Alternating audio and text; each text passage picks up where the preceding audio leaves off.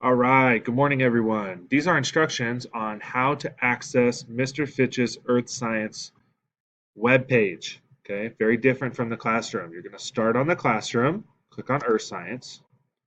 The second one, it should say Mr. Fitch's course website. Go ahead and click this link right here.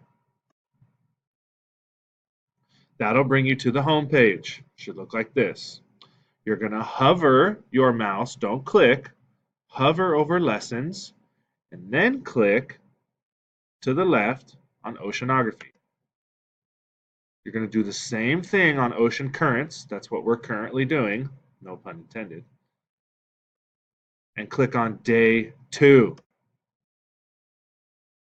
Okay, that's where we're going to be working today. Finish our PowerPoint, and we're going to have a web assignment that I'll post here. Once again, I'll do this again really quick. Hover over lessons, click the box next to oceanography, click the box next to ocean currents, and click day 2. That's where we're going to be today.